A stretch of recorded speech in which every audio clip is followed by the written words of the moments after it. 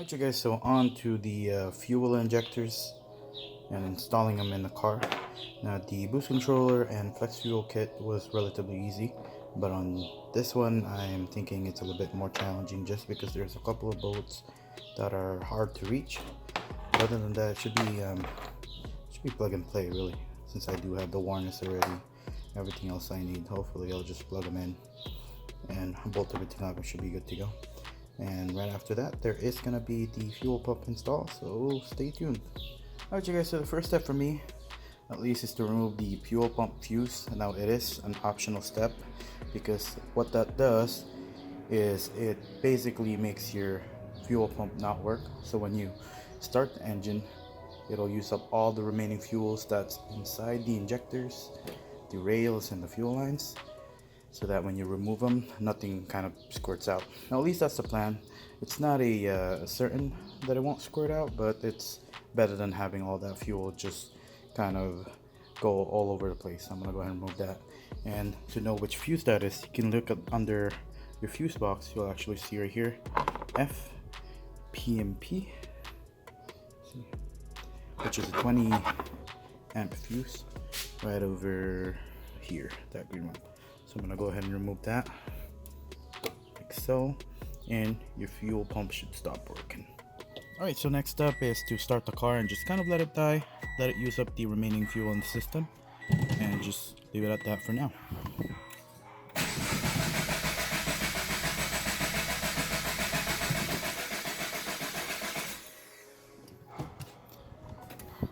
Alright, so as you guys see that it didn't start, so that means that there's not a lot of fuel, pressure built up in the line, so that should be good to go. Alright, so in this case I'm going to go ahead and leave the fuel pump fuse off, just so that I don't have any accidental start off. And then whenever I do accidentally try to start the car and I'm working on the injectors, nothing is going to spill out. So I'm going to put this in a safe place and just leave the cover on, just in case you have anything that spills in there, it's protected.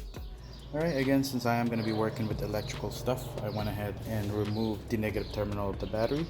And if you guys are wondering why I have plot right there, it's because I kind of just wrapped it, because I can't really take it out because of my catch can. So that works too. So just make sure it's not touching the negative terminal side, just to be careful and be more safe with a short circuiting something. Alright, so I'm going to go ahead and start up with the driver's side, because it is the easier one of the two. The other one is the passenger side, which is a little bit more harder, just because you have to take up the ECU and stuff. So I want to make sure I have everything I need and get this off and try it on here and make sure it fits. Alright, so first thing is to remove these two 10mm bolts. As you guys can see, one is right down there and another one right over here. There, that one and that one. Remove that and the cover should pop right off. Alright, so finally got this cover out, and forget about what I said about this being easy. Nothing in this car will ever be easy. I had to remove the strut power brace right there, just so I can yank this out that way, and it was a really pain in the butt to do that. And I have a feeling that it's going to be more pain in the butt to put it back. So that's one way to do it. Once you get that cover off, the next thing we're going to be taking off is those fuel rails right over there. Alright, so in the process of taking this fuel rail off, went ahead and disconnected the injectors themselves. So it's just a little button clip here. Press that on there. You're going to need to do that for the other side here. As you guys can see, there is there's a connector that's in the way of the bolt right over here. So you're gonna have to disconnect that and then take off the bolt. It is a 12mm, so go ahead and take that. This should just light up like so. Alright, so I got the fuel rail disconnected, and I'm test fitting my ID1000 here, make sure that they fit nicely. So what you guys will end up seeing is that the injectors, let me actually get an injector real quick. Alright, so the stock injectors is something like this. So it has these O-rings here, one over here and one on top. I guess I could have just reused this one, but I bought my some new ones either way, just to be safe. So this one right here was actually left out in here, so if you guys are installing new injectors, make sure that you do take these out so it's removable. Kind of like that, it was stuck in there, so make sure that there's nothing in there so that your injectors or your new injectors will be seated there properly. So I pulled that out on both sides. I'm gonna go ahead and install this new injector and we should be good to go. So before doing that though, forgot to mention this thing here.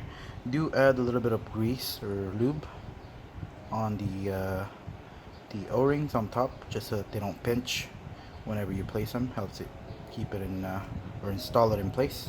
Alright, so I got the two injectors in there all seated, and as you guys can see, since those injectors make the fuel rail raise up about half an inch, we are gonna need a spacer here, just half an inch on two between, and well, good luck getting that.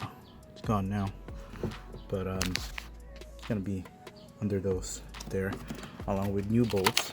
That is M8 and 1.25. That's around 25 millimeters. So once you have that, go ahead and install that, torque it to spec, and you should be good to go for this side. Alright, as you guys can see, everything is settled there. So with every mistake, you do learn something. Make sure you put a towel here just to catch anything that falls through, because now I have to go ahead and try and find that bolt, which is going to be a hassle.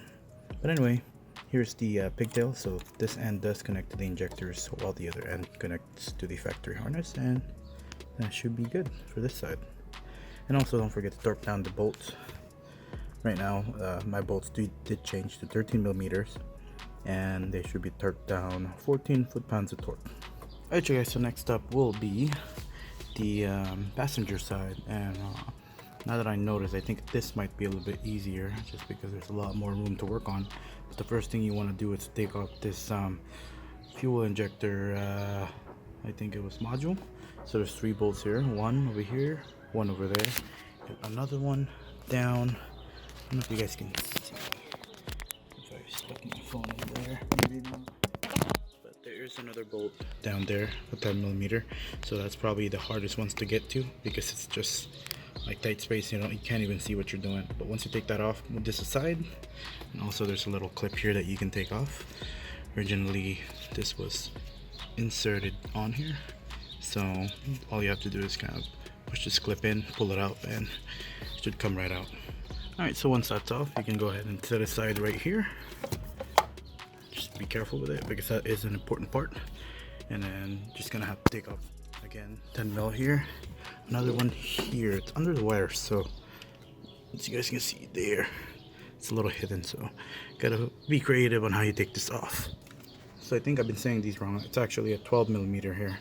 Confuses me because it says a 10 in there, but yeah. And again, this one too, give you guys an example. So it's on there like that. All you gotta do is actually pull it, not push it. So pull up, comes right off, just like so. I take those off, and that one and the fuel rail cover should come right out. All right, so found a way to get this off. There is a little clip here, if you guys can see that. Let's see, focus there. So just use a screwdriver, force it out in place, and then you'll be able to move it aside and get that bolt. So in this case, I did need to do that because the fuel rail is coming off. So if you don't unclip that, that wire is coming along with it. So unclip it, and you should be good to go. Yeah, this side is a lot easier. If you guys want to start on this side, but either way, at least the other side is done. Again, a 12 mil bolt. Let me make sure. Why did they put a 10 there? I guess that's the grade. But yeah, 10 millimeter bolt, 2 of them. The same process as the other side, and this side should be good to go. Alright, so jacked up the car to get that spacer out that fell. Good thing is I didn't have to take off the under panel, which is right there by the oil pan. Got it out. But before dropping the car, I'm gonna go ahead and install this, just in case I drop it again. Yeah, other than that, it's pretty much self-explanatory. Same thing as the other side, not too bad. This side was actually a lot easier, so keep that in mind. But yeah, that should be it. Again, torque this down to spec, which is 14 foot-pounds, and that side should be good to go. I'm gonna go ahead and put the fuel rail cover here, and the direct injection module over there back here. And the important thing is to ground it, so make sure you have a good ground. So a lot of people have trouble or have car troubles whenever something isn't grounded properly on that module there. So there's again 3 bolts that they actually need to be grounded, which is right over here, there, and right there. And again, it's not recommended to test out the car right now, at least on a stock tune. So make sure you do have your base map loaded before you actually start the car, and check for leaks, just because these injectors do need another kind of tune before they actually work. I don't think it'll even have you start the car, but just better be safe than sorry. Don't start the car till you have the base map properly installed into the car. Alright you guys, so it's nighttime now, but as far as injectors go, that should be all that you need. So again, before starting the car, you do need a tune for it, and I'm gonna go ahead